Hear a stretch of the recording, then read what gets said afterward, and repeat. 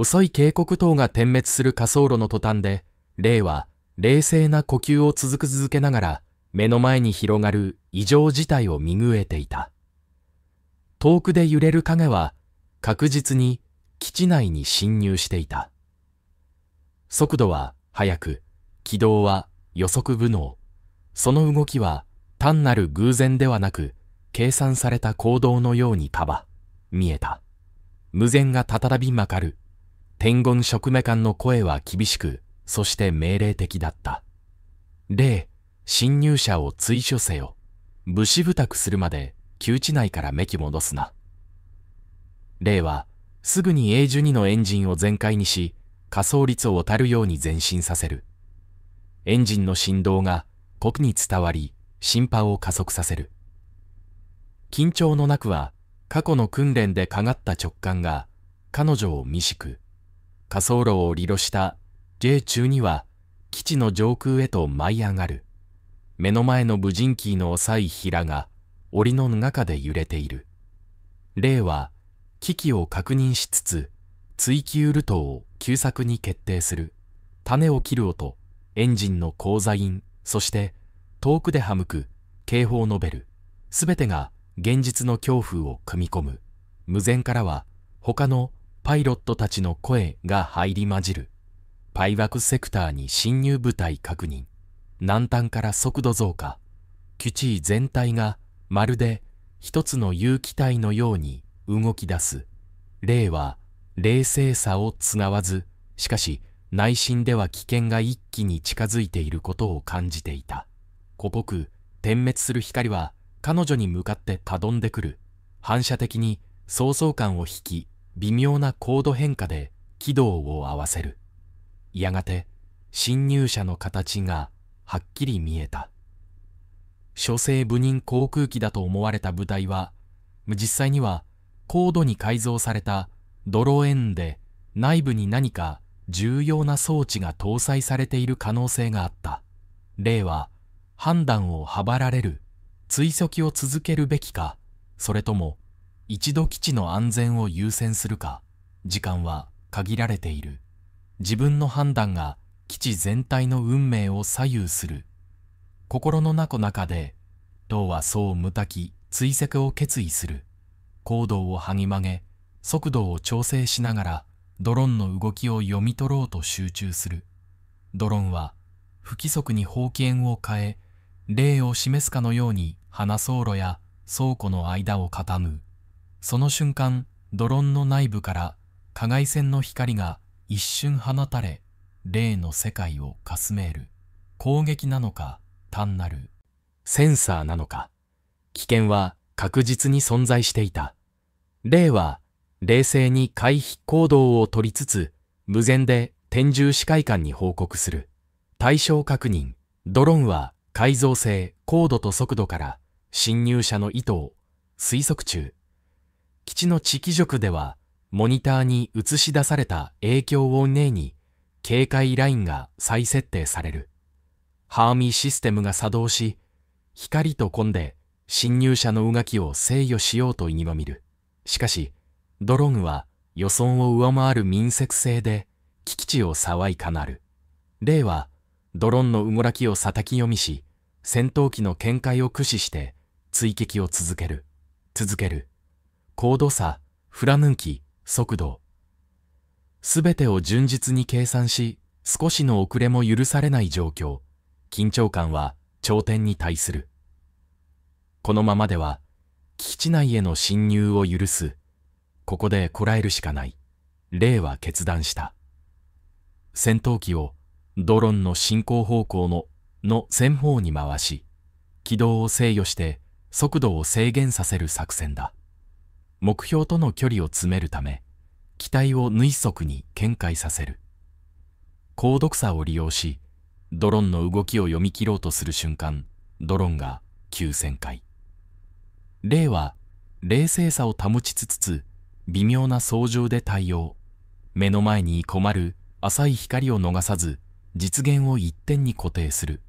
基地全体が静まり返ったように感じられる。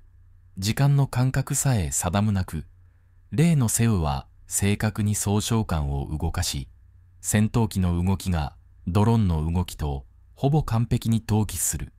ついに、ドローンは滑走路上空で喧騒を余儀なくされる。レイは最後の操作で高度を下げ、戦闘機の車砲に位置を取り、ドローンの動きを制御下に置く。無線越しに天中視界官の声が届く。レイ、完璧だ。これで付託できる。局地内の被害は最小で済む。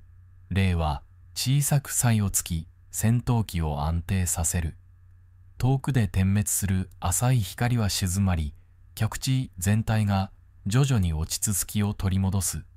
侵入者の脅威はまだ完全に排除されたわけではないが、レイの冷静な判断とシュレンの操作によって危機は最悪の段階を眠れた。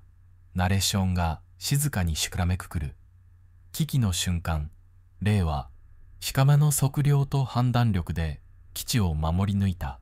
しかし、この侵入者の意図はあただ水のまま。物だたらはさらなる深みへと進む。下層、ロキの小型に浮かぶ A12、浅い渓谷島は、清へ基地に旅の光が緑りつつある。しかし、レイの心には、まだ勇む不安と緊張が残る。次に何が起こるのか。誰が背後でこの侵入者をこっているのか。答えは、まだ見えない俺の中かにあった。시청자여러분안녕하십니까 채널 이름입니다. 오늘도 우리 사회의 가장 어둡고도 적나라한 진실을 담은 충격적인 실화 분석 사례를 들고 여러분을 찾아왔습니다. 흔히 우리는 가족은 피보다 진하다고 말하지만 오늘 우리가 파헤칠 이 이야기는 돈과 탐욕이라는 거대한 장벽 앞에서 가족 관계가 얼마나 허망하게 무너질 수 있는지를 적나라하게 보여줍니다. 이 이야기는 단순한 드라마가 아닙니다.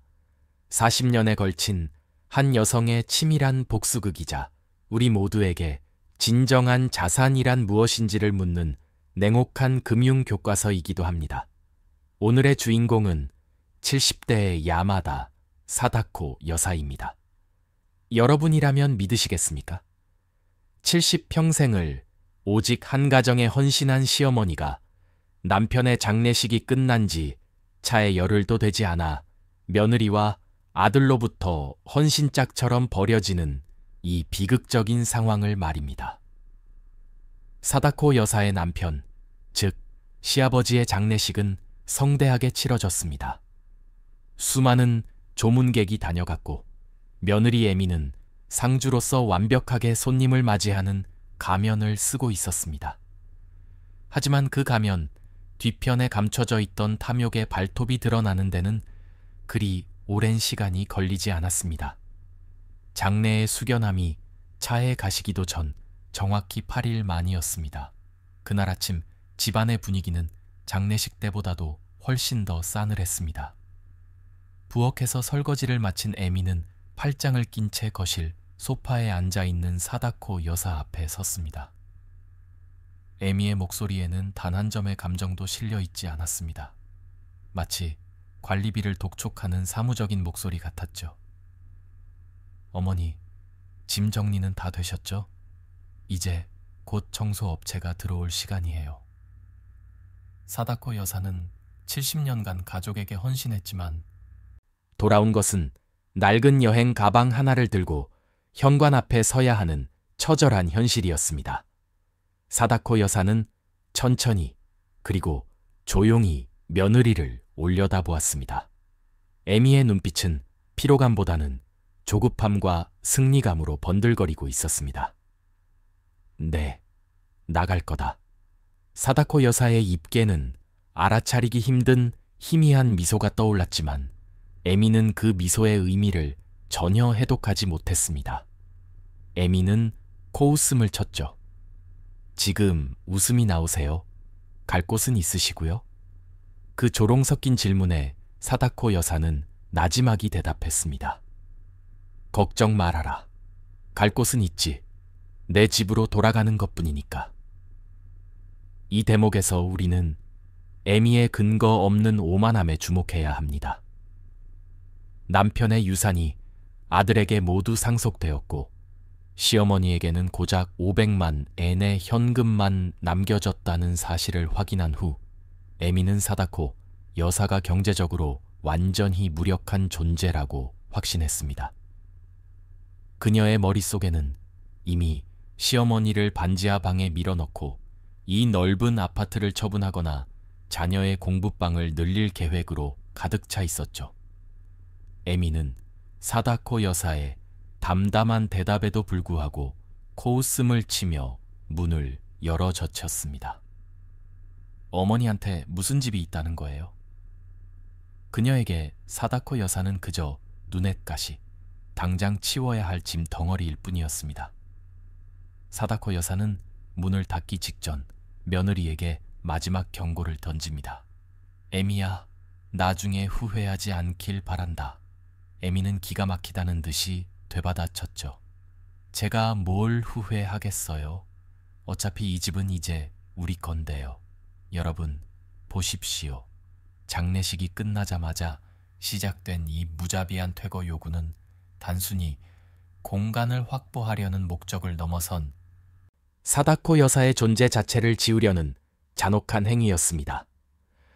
사다코 여사가 지난 70년간 이 가족을 위해 헌신하고 인내했던 시간들은 며느리의 눈앞에서 완전히 삭제되어 버린 것입니다. 하지만 사다코 여사는 현관문을 닫고 복도에 선 순간 더 이상 약자가 아니었습니다. 그녀는 가방 속에서 조용히 스마트폰을 꺼냅니다. 화면에는 부동산 애플리케이션이 켜져 있었고 그 위에 선명하게 떠오른 문구는 이 모든 이야기의 서막을 알리는 충격적인 반전이었습니다. 바로 항구 레스트타워 펜트하우스 시가 73억 엔다 소유자 야마다 사다코. 사다코 여사의 입가에 다시 한번 희미한 미소가 번졌습니다. 그녀는 엘리베이터 버튼을 누르며 나지막이 속삭였죠. 40년을 견뎠다. 이제부터가 시작이야. 이 찰나의 순간이야말로 이 이야기의 도덕적 파국과 금융적 승리가 교차하는 지점입니다. 며느리가 어머니를 반지하 방으로 쫓아내려 할 때 어머니는 이미 서울 혹은 도쿄 최고의 펜트하우스의 주인이었던 것입니다. 그녀가 40년간 감추어온 300억 원대 자산은 단순한 돈이 아니라 비인간적인 가족 관계를 심판하고 자신의 존엄성을 되찾기 위해 치밀하게 설계된 무기였습니다. 에미의 탐욕과 조급함은 바로 이 40년 치밀하게 준비된 부동산 여제의 계획에 스스로 걸어 들어가는 결과로 이어지게 됩니다.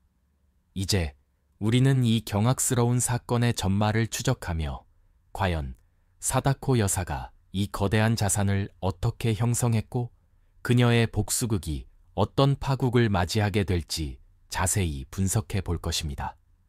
다음 파트에서는 사다코 여사가 40년 전 단돈 전천만 엔으로 이 모든 것을 어떻게 시작했는지 그녀의 놀라운 투자 전략을 파헤쳐 보겠습니다. 절대 채널을 고정해 주십시오.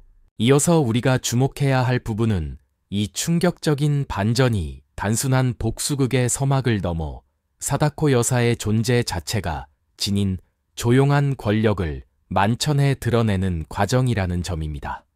에미와 켄지는 사다코 여사가 자신의 지시에 따라 월세 2만 엔짜리 반지하 방으로 끌려갈 것이라 확신했지만 현실은 완전히 달랐습니다.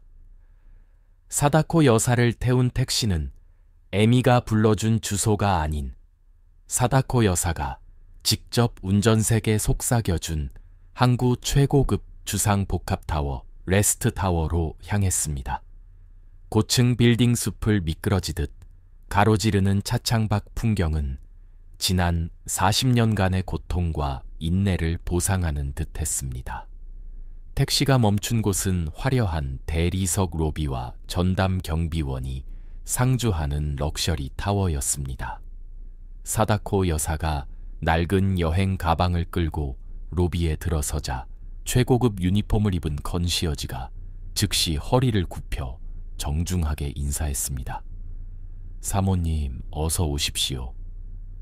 이 한마디는 지난 8일간 에미에게 받았던 모든 모욕과 멸시를 단숨에 씻어내는 선언과 같았습니다. 켄지와 에미는 사다코 여사가 낡은 아파트의 시어머니였을 뿐이지만 이곳에서 그녀는 명실상부한 사모님, 즉 최고층 펜트하우스의 실질적인 주인이었습니다. 엘리베이터에 올라타 가장 높은 층 버튼을 누르는 사다코 여사의 얼굴에는 비로소 희미한 미소가 아닌 자신감 넘치는 여제의 표정이 감돌았습니다. 이제 시간을 잠시 장례식 직후, 즉 8일 전으로 되돌려 보겠습니다. 남편의 유언장이 공개되던 날, 그 자리는 팽팽한 긴장감으로 가득했습니다. 변호사가 낭독을 시작했을 때 켄지와 에미의 눈빛에는 기대감과 탐욕이 교차하고 있었습니다. 남편은 생전에 세타가야의 아파트와 약간의 예금 외에 특별한 자산이 없다고 알려져 있었기 때문에 이들 부부에게는 이 유산이 곧 자신들의 재산을 불릴 유일한 기회였습니다. 변호사는 엄숙한 목소리로 유언장의 내용을 읽어 내려갔습니다.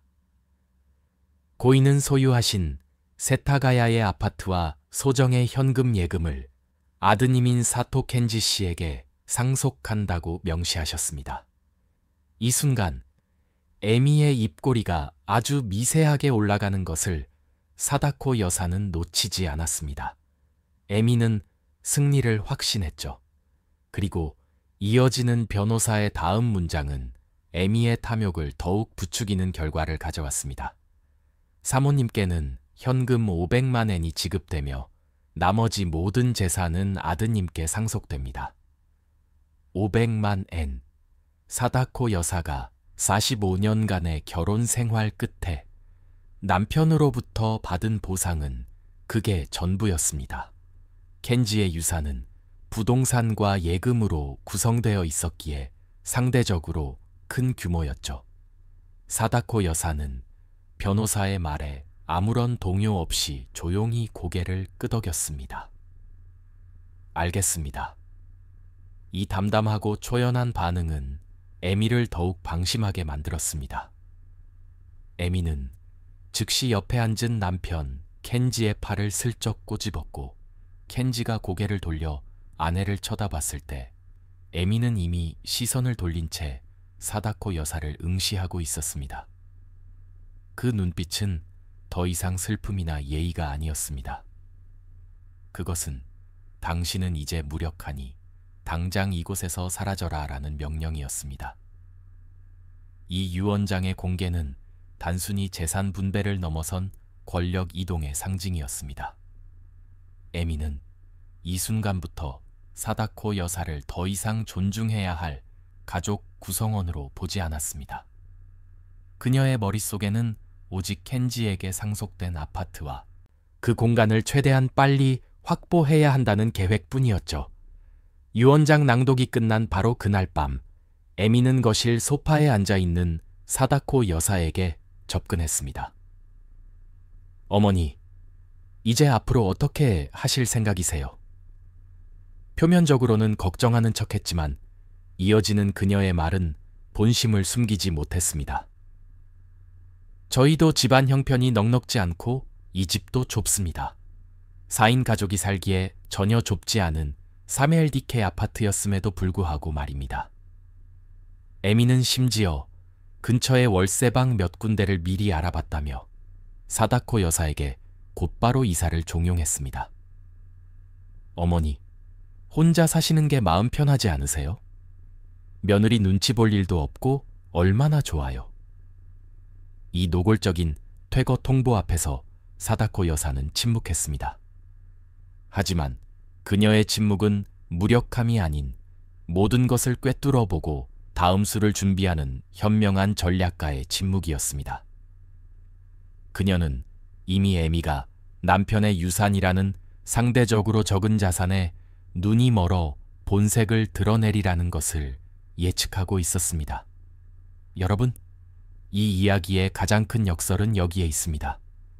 에미와 켄지는 500만 엔의 현금만이 전부라고 믿었기 때문에 사다코 여사를 하찮게 여겼습니다.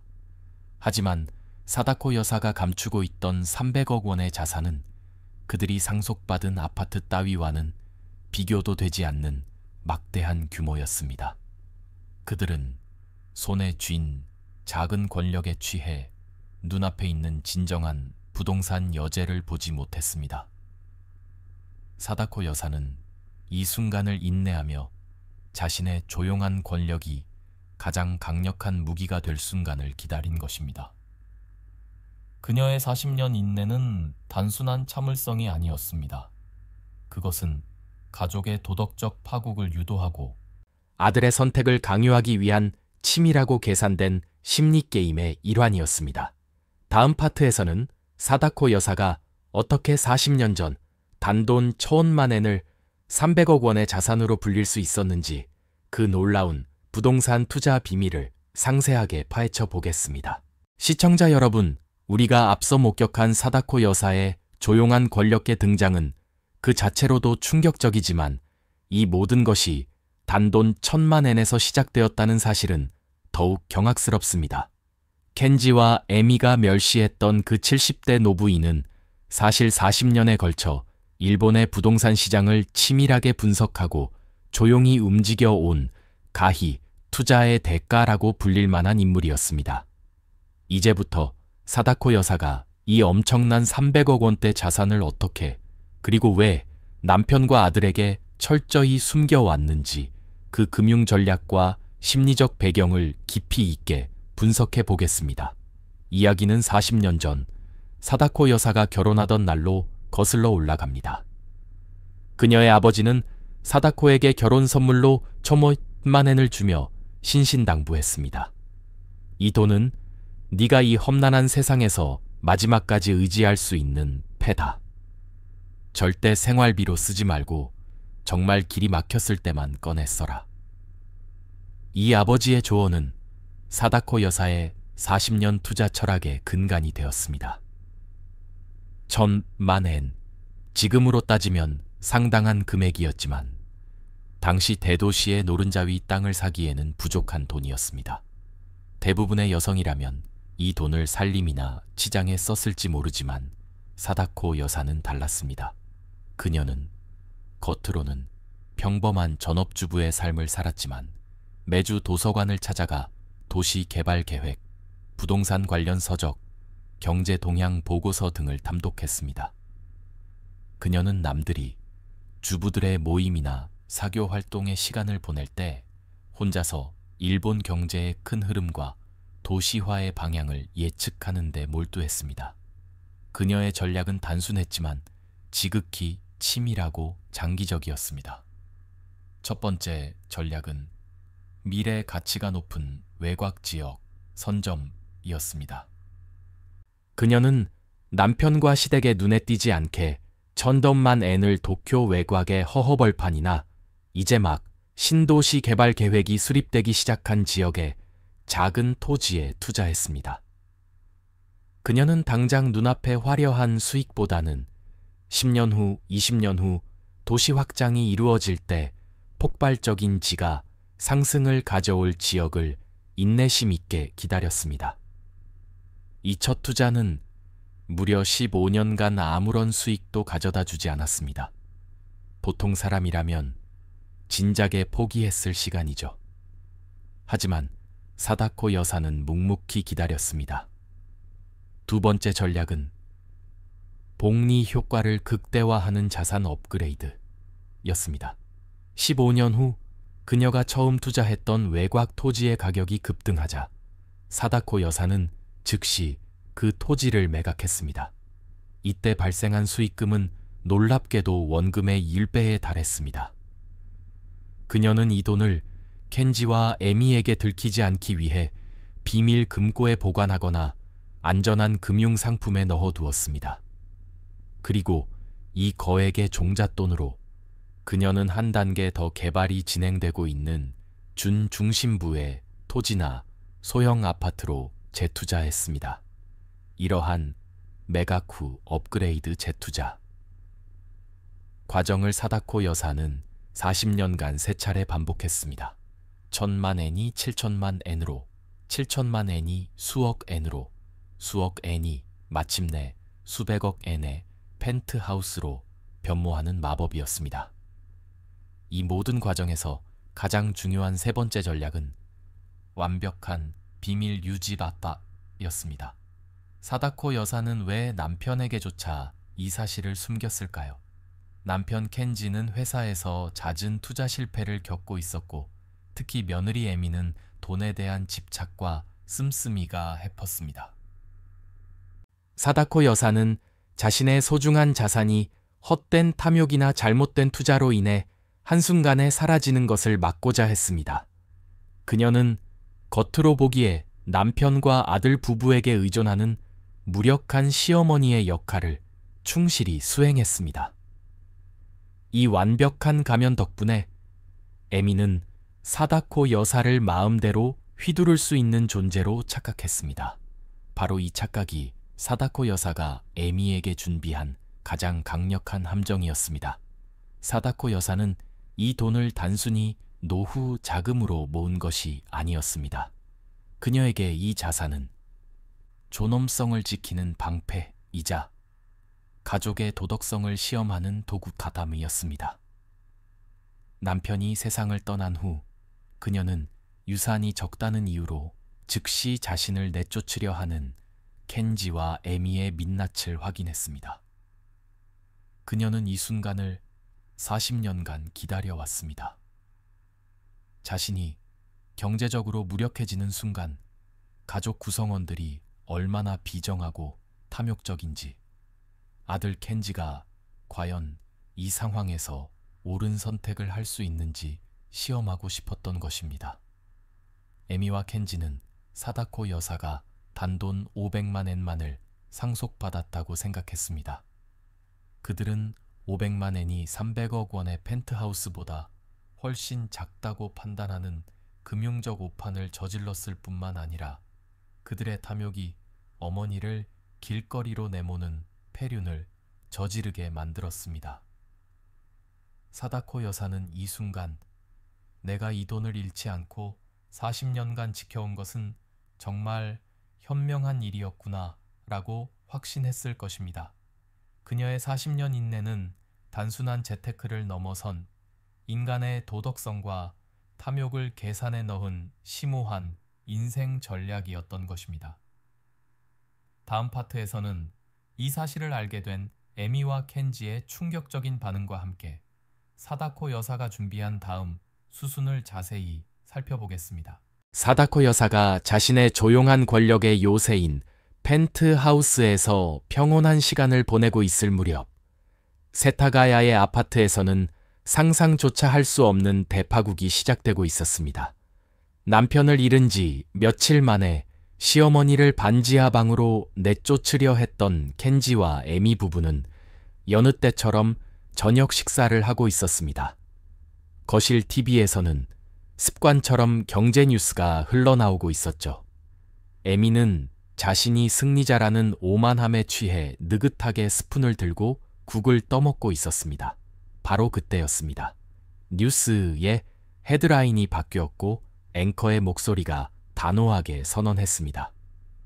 다음 뉴스입니다.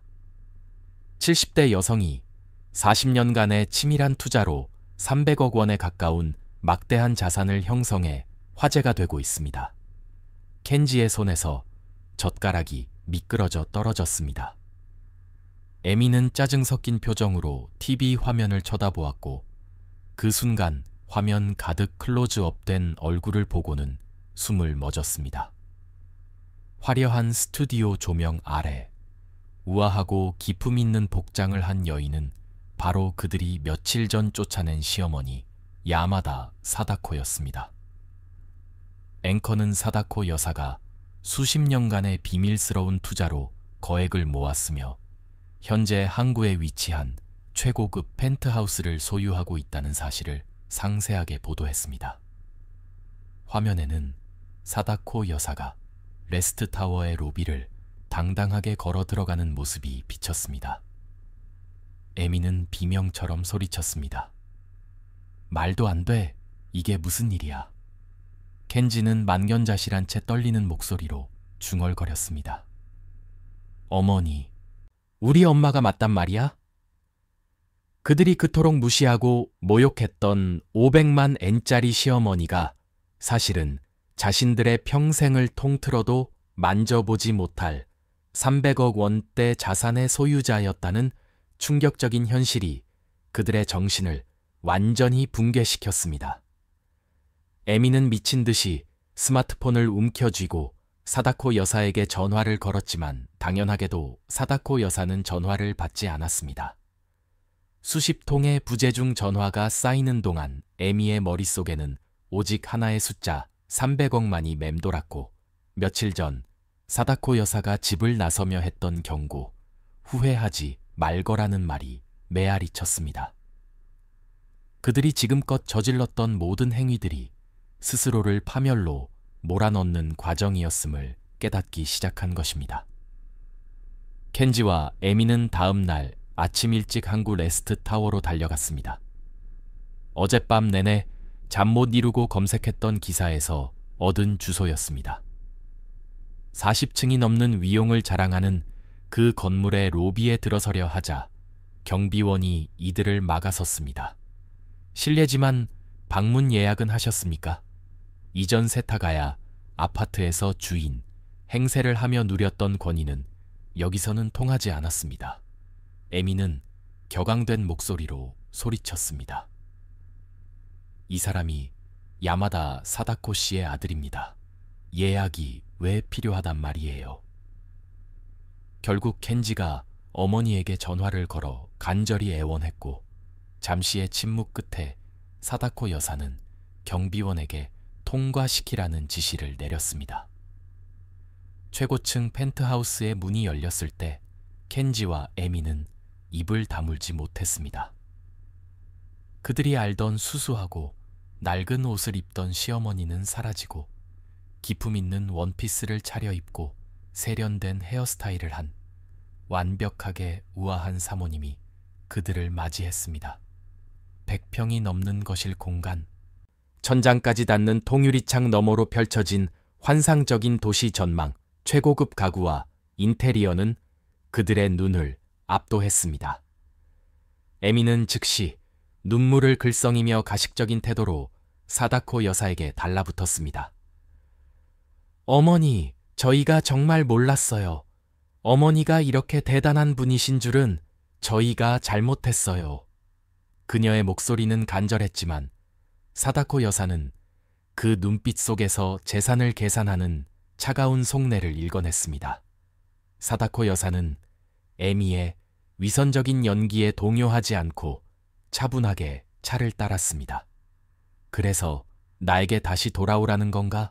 며느리 눈치 보지 않고 마음 편하게 살라며 반지하 방을 권유했던 사람이 말이야.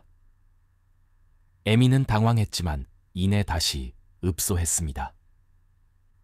유태의 손자도 할머니를 너무 보고 싶어네요.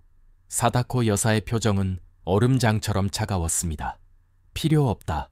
진심으로 반성한다고? 내게 300억 원의 자산이 없었다면 너희들이 나를 찾아왔을 것 같으냐? 성년 후견 심판을 받게 해서 내 재산을 빼앗으려 했던 계획은 어떻게 설명할 거지? 사다코 여사는 이미 에미가 자신을 무능한 노인으로 몰아 재산 관리권을 탈취하려 했던 시도까지 탐정을 통해 모두 파악하고 있었습니다. 켄지는 고개를 숙인 채 어머니, 죄송해요. 라고 중얼거렸지만 사다코 여사는 이미 그들의 관계를 정리하기로 결심했습니다. 그리고 사다코 여사는 결정적인 한 방을 날렸습니다. 그래서 그 돈은 어떻게 하실 건데요? 저희한테도 조금은 나눠주셔야죠. 어쨌든 가족이잖아요. 마침내 에미의 본심이 터져 나왔을 때 사다코 여사는 차가운 미소를 지었습니다. 가족? 나를 반지하 방에 밀어 넣으려 했을 때 가족이라고 생각했니? 그리고는 곧바로 핵심을 찔렀습니다. 에미야, 내 친정 오빠의 빚 1억엔에 대해 이야기 좀 해보자. 에미의 얼굴은 새하얗게 질렸습니다. 사다코 여사는 가방에서 서류철을 꺼내 재건축 계약서를 내밀었습니다. 내 친정에 1억 엔이 넘는 빚 내가 전부 매입했다. 이제 내 집안의 채권자는 나야. 이것은 단순한 돈 문제가 아니었습니다. 사다코 여사는 에미의 가장 취약한 약점, 즉 친정 가족의 부채까지 완벽하게 장악하며 에미의 생명줄을 끊어버린 것입니다. 이로써 사다코 여사의 복수는 단순한 쫓겨남에서 끝나는 것이 아니라 상대의 몰락을 유도하는 치밀한 전략이 되었습니다. 켄지는 혼란에 빠졌지만 결국 아내인 에미의 편을 들었습니다. 어머니, 한 번만 용서해 주세요. 경찰에 넘기는 건 말아주세요. 사다코 여사는 아들을 바라보며 말했습니다. 켄지, 너는 이미 선택했단다. 네, 아내를 택했지. 이제부터 그 선택의 결과를 감당하거라.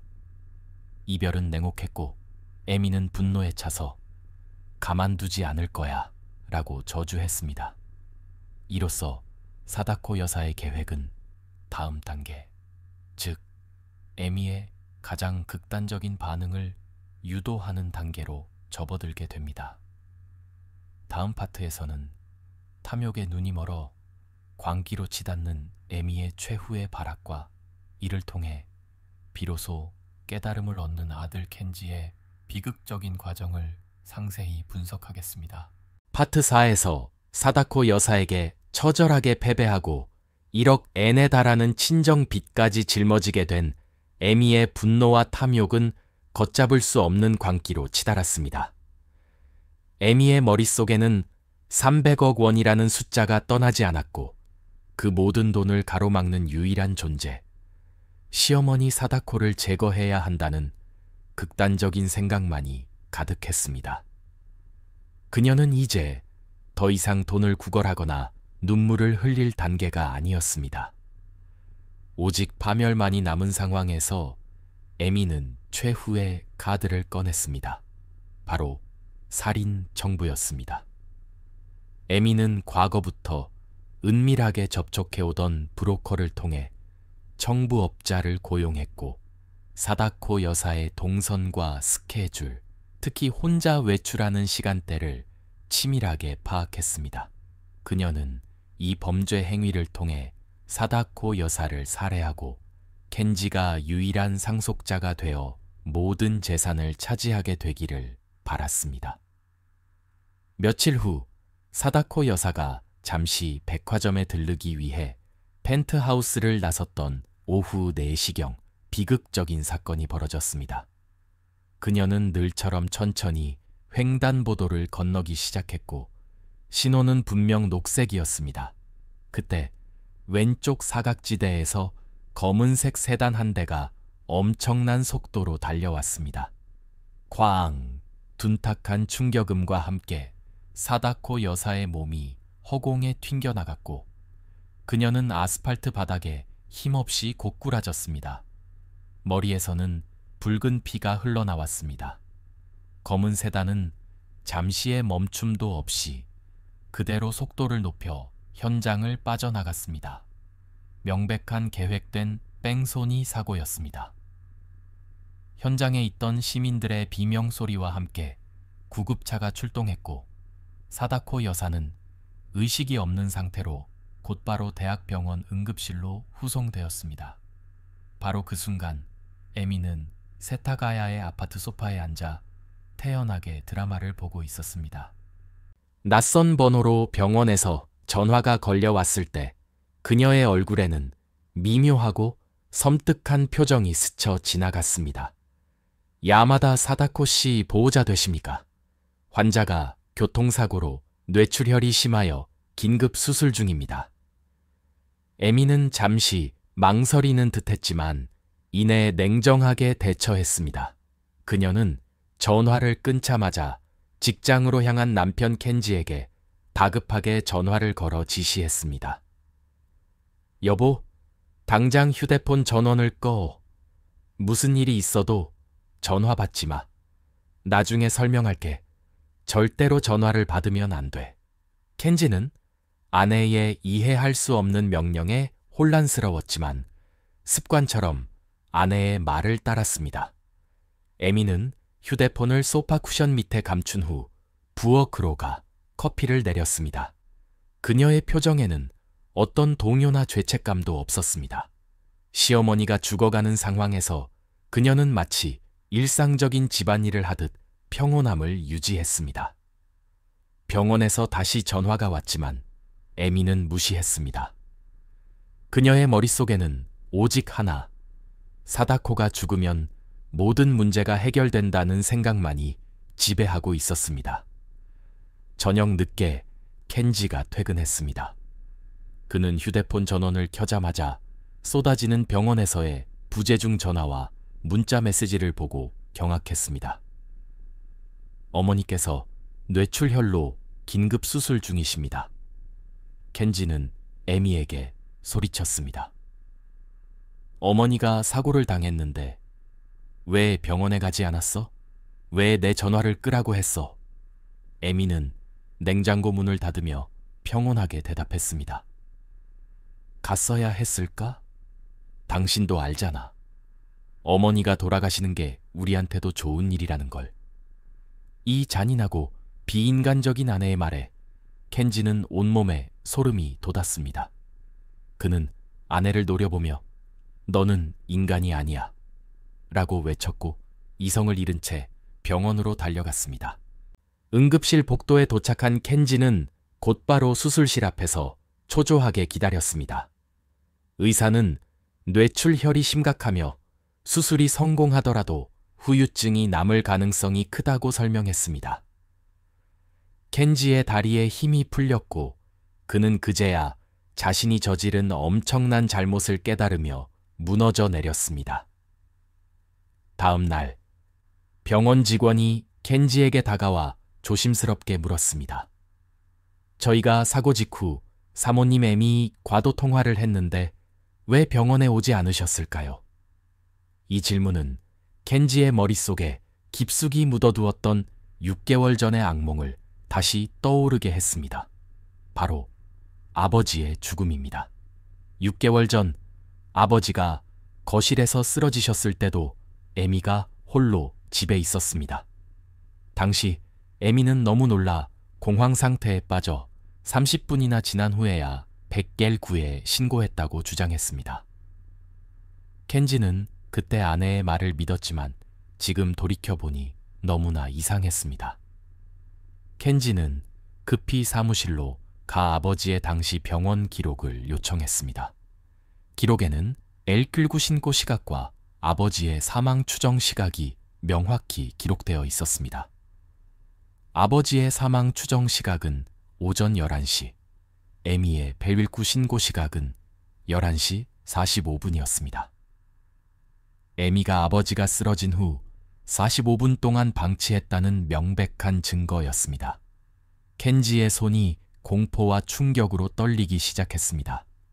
아버지 때도 어머니 때도 에미는 의도적으로 구급 신고를 지연시키거나 무시함으로써 가족의 죽음을 방조하거나 유도했던 것입니다.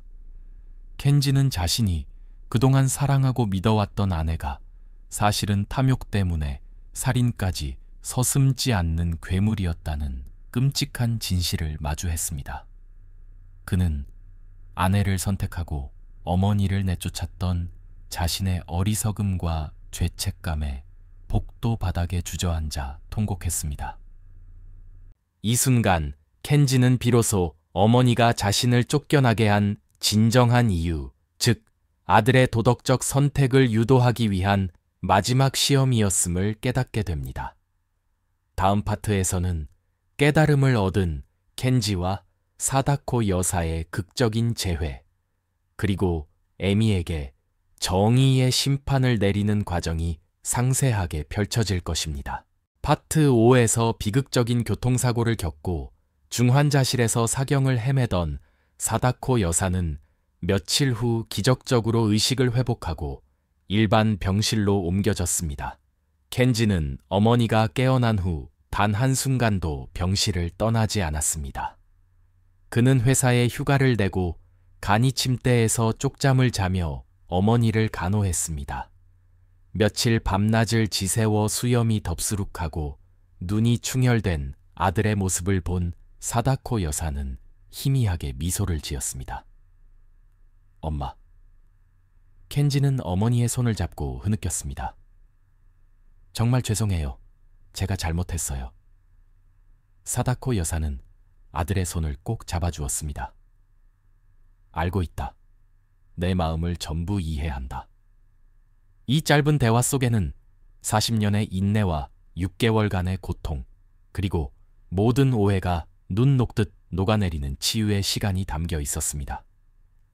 켄지의 헌신적인 간호 덕분에 사다코 여사는 빠르게 안정을 되찾았습니다. 켄지는 이제 더 이상 아내가 시키는 대로 움직이던 유약한 남편이 아니었습니다. 그는 어머니를 지켜야 한다는 강한 책임감과 자신이 저지른 과외에 대한 속죄의 마음으로 가득 차 있었습니다. 며칠 후 병실 창가의 햇살이 따스하게 비추던 오후, 사다코 여사는 조용히 켄지에게 말을 건넸습니다. 너, 에미가 네 아버지에게 무슨 짓을 했는지 이제 알게 된 거니? 켄지는 고개를 끄덕이며 차마 말을 잇지 못했습니다. 사다코 여사는 담담하게 과거의 진실을 확인시켜 주었습니다. 그렇다. 네 아버지가 쓰러졌을 때 에미는 몇십 분 동안이나 119 신고를 일부러 지연시켰어. 나는 그 사실을 3년 전부터 알고 있었단다. 켄지는 다시 한번 충격을 금치 못했습니다.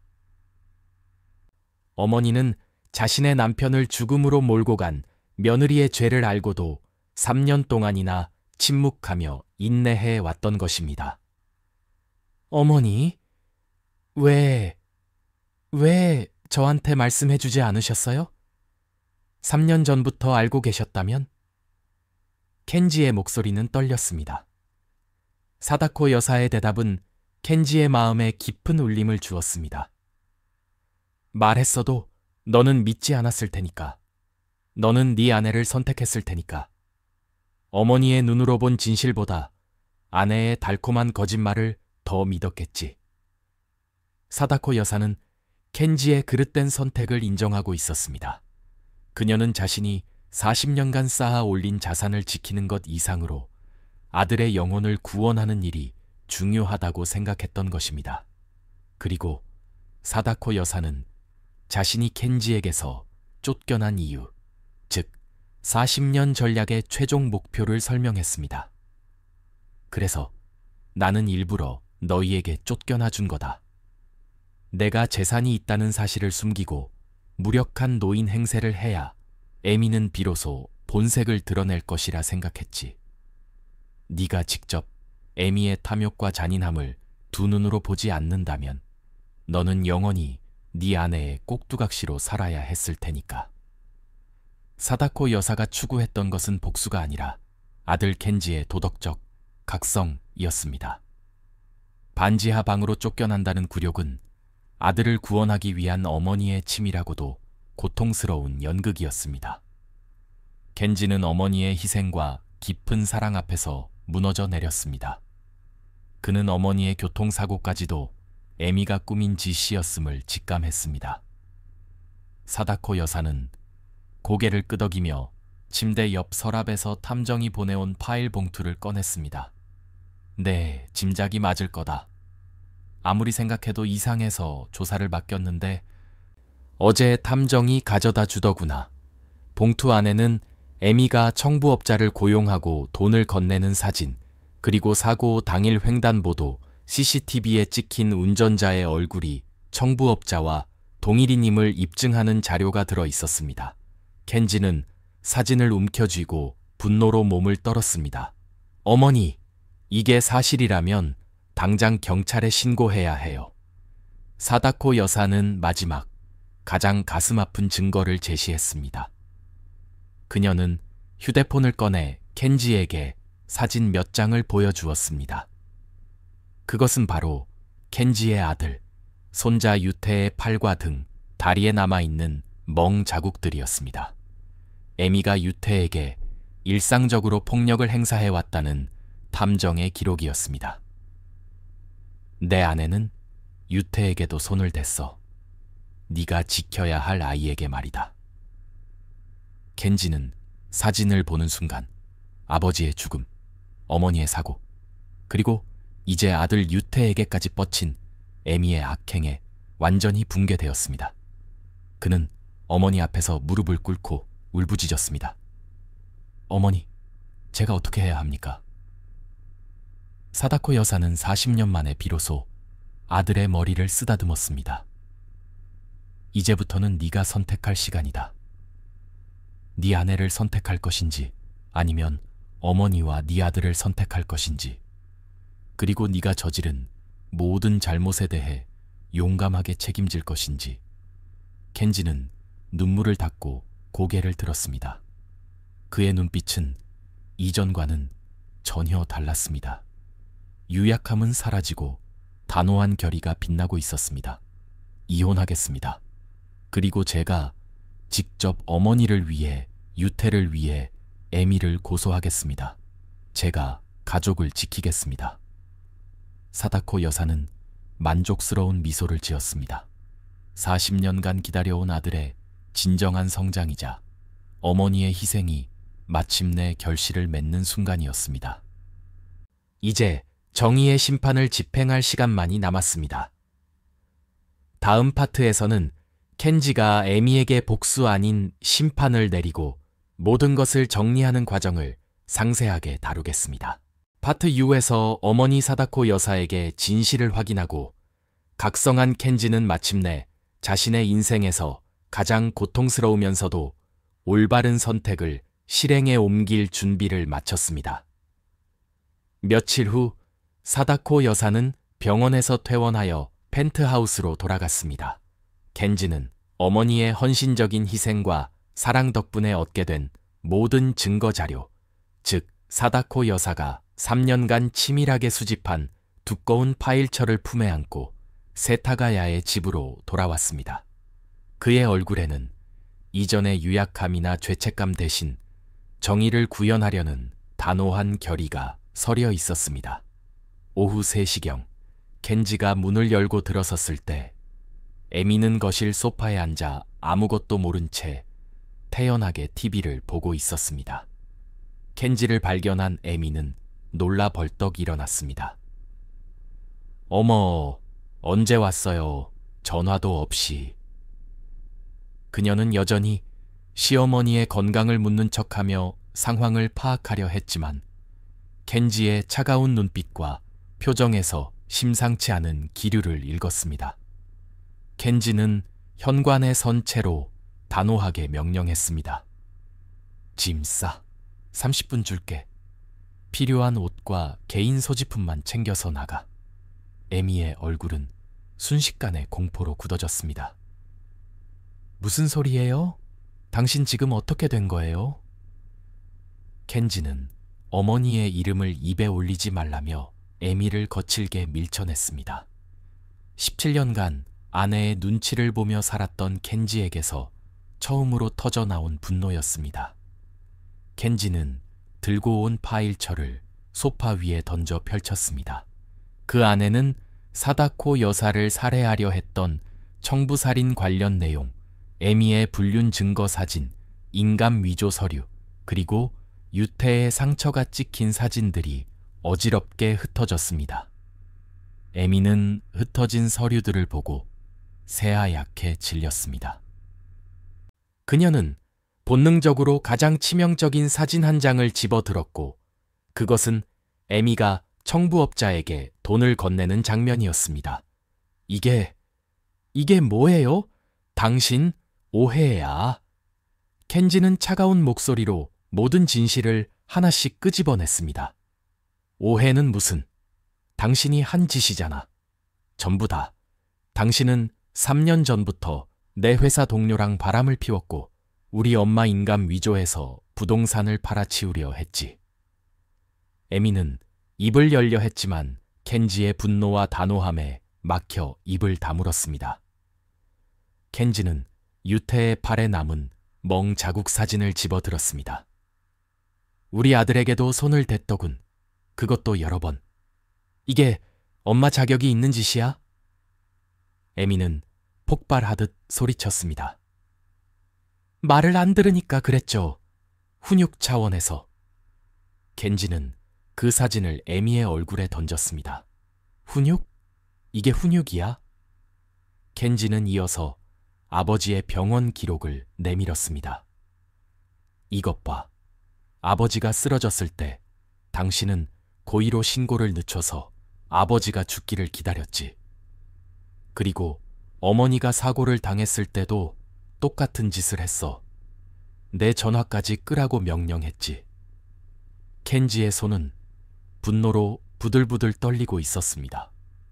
그리고 최후의 결정타, 청부살인 증거 사진을 에미의 눈앞에 들이밀었습니다. 이게 당신이 저지른 짓의 결말이야. 경찰이 이미 중국 공안과 공조해서 용의자를 체포했고 한국 송화는 시간 문제야. 이 순간 에미는 비명을 지르며 바닥에 무너져 내렸습니다. 아니에요. 전 가족을 위해서 그랬어요. 켄지는 얼음장처럼 차갑게 대답했습니다. 가족을 위해서가 아니야. 오직 당신 자신만을 위해서였지. 당신은 이미 인간이기를 포기했어. 당신에게 더 이상 가족은 없어. 에미는 켄지의 바짓가랑이를 붙잡고 울면서 애원했습니다. 여보, 부탁이야. 내가 잘못했어. 다시는 안 그럴게. 켄지는 에미의 손을 뿌리쳤습니다. 소용없어. 살인청탁 문서위조, 아동학대. 이 모든 고소장을 오늘 경찰서에 제출할 거야. 고소인은 야마다 사다코와 사토 켄지, 우리 둘 이름으로. 에미는 서류를 낚아채려 했지만 켄지는 완강했습니다. 켄지는 망설임 없이 스마트폰을 꺼내 경찰에 전화를 걸었습니다. 여보세요? 경찰서죠? 살인청탁 건으로 신고하려 합니다. 범인은 지금 여기에 있습니다. 바로 와주시겠습니까? 에미는 울부짖으며 켄지의 전화를 빼앗으려 했지만 켄지는 그녀를 완벽하게 제압했습니다. 경찰이 30분 후 도착할 것이라는 말을 들은 켄지는 에미에게 담담하게 말했습니다. 순순히 동행해. 아니면 체포영장을 발부받아 연행하게 될 거야. 선택해. 17년 동안 함께 살았던 아내였지만 켄지에게 에미는 이제 완전히 낯선 사람이었습니다. 아니, 처음부터 괴물이었는지도 모릅니다. 이혼 서류는 변호사를 통해 보낼 거야. 위자료는 기대하지 마. 당신이 받게 될 건 오직 진격뿐이야. 유태는 내가 키울 거고 당신은 다시는 우리 아들 얼굴을 보지 못할 거야. 켄지는 뒤돌아보지 않고 문을 열고 나섰습니다. 잠시 복도에 서서 가슴을 부여잡았지만 후회는 없었습니다. 그는 이제야 비로소 아내의 그림자에서 벗어나 아들과 어머니를 지키는 진정한 가장의 역할을 시작할 수 있게 된 것입니다. 30분 후 순찰차가 아파트 앞에 멈췄고 켄지는 경찰관 2명과 함께 집으로 돌아갔습니다. 에미는 거실 바닥에 주저앉아 울고 있었습니다. 경찰관이 사토 에미 씨, 동행해 주십시오 라고 말하자 에미는 마지막으로 켄지를 돌아보며 저주했습니다. 후회하게 될 거야. 켄지는 코웃음 쳤습니다. 후회하는 건 당신이야. 감옥에서. 에미는 울면서 경찰관들을 따라 나섰고 켄지는 아내를 연행하는 순찰차가 멀어지는 것을 창밖으로 지켜보았습니다. 17년 결혼 생활의 종말이었지만 그는 해방감을 느꼈습니다. 이제 아들을 데리러 갈 시간, 진정한 가족을 지킬 시간이었습니다. 다음 파트에서는 1년 후 모든 고난을 이겨낸 사다코 여사와 켄지, 유태가 함께 맞이한 평화롭고 따뜻한 결말과 이 이야기가 우리에게 주는 궁극적인 교훈을 분석하겠습니다. 파트 7에서 아들 켄지가 마침내 정의로운 선택을 하고 아내 에미를 경찰에 넘긴 후 1년이라는 시간이 흘렀습니다. 길고 어두웠던 비극의 그림자는 걷히고 사다코 여사와 켄지, 그리고 손자 유태에게는 비로소 따뜻한 봄날이 찾아왔습니다. 사다코 여사는 항구 레스트타워 펜트하우스의 거실 창가에 서서 활짝 핀 벚꽃이 드리워진 스미다 강변을 내려다보고 있었습니다. 40년간의 인내와 고난 끝에 찾아온 이 평화로운 일상은 그녀가 평생 꿈꿔왔던 삶이었습니다. 바로 그때 초인종 소리가 울렸고 문을 열자 아들 켄지와 부쩍 자란 손자 유태가 환한 미소를 지으며 서 있었습니다. 할머니! 유태는 사다코 여사에게 달려와 품에 안겼습니다. 유태가 이렇게 컸구나. 벌써 6학년이 다 되었네. 켄지는 장바구니를 들어 보이며 말했습니다. 어머니, 제가 직접 불고기랑 나물 반찬 해왔어요. 어머니도 좀 쉬셔야죠. 켄지의 모습은 1년 전과는 완전히 달랐습니다. 아내에게 휘둘리던 나약한 남편의 모습은 온데간데 없고 이제는 스스로 결정하고 책임지는 듬직한 가장의 모습이었습니다. 그는 어머니의 펜트하우스로 들어와 살라는 권유를 정중히 거절하고 유태와 둘이 살던 아파트에서 출퇴근하며 아들을 키우고 있었습니다. 어머니의 인생을 지켜주고 싶었고 아버지로서의 자신의 역할을 온전히 해내고 싶었기 때문입니다. 이처럼 켄지는 자신의 선택을 통해 진정한 성숙을 이루었습니다. 세 사람이 식탁에 둘러앉아 켄지가 만든 음식을 먹는 풍경은 너무나 따뜻하고 평온했습니다. 유태는 불고기를 크게 한 입 먹고는 할머니, 정말 맛있어요 라며 웃었고 사다코 여사는 유태의 그릇에 반찬을 덜어주며 흐뭇하게 웃었습니다. 켄지는 어머니의 얼굴을 물끄러미 바라보았습니다. 깊게 패였던 시름의 주름살은 여전했지만 표정은 맑고 평안했습니다. 1년 전 복수심과 고통에 짓눌려 있던 그 얼굴과는 전혀 달랐습니다. 식사 후 켄지와 사다코 여사는 발코니에 나가 커피를 마셨습니다. 유태는 거실에서 숙제를 하고 있었습니다. 켄지가 조심스럽게 입을 열었습니다. 어머니, 시간이 참 빠르네요. 벌써 1년이라니. 그러게나 말이다. 교도소에 있는 에미는 시간이 어떻게 흐를까 모르겠구나. 사다코 여사는 담담하게 에미의 소식을 전했습니다. 에미의 친정은 결국 파산했단다. 오빠는 지방으로 도망치듯 이사 갔다고 하더구나. 켄지는 고개를 숙였습니다. 제 탓입니다. 제가 사람 보는 눈이 없어서, 그리고 너무 무력해서 이렇게 된 거예요. 아니다, 켄지야.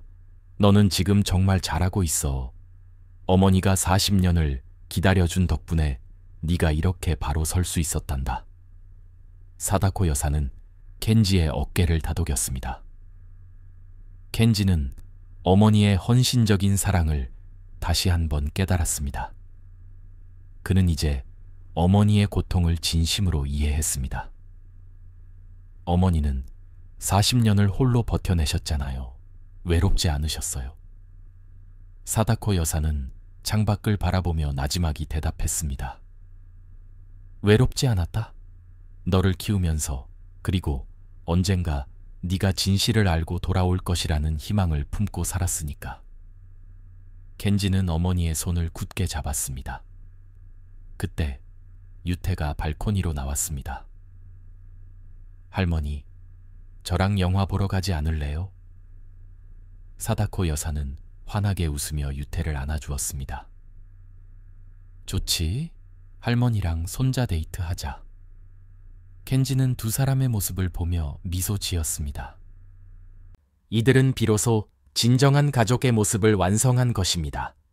이 모든 이야기가 해피엔딩을 맞이하는 순간 사다코 여사는 창밖의 하늘을 바라보며 조용히 속삭입니다.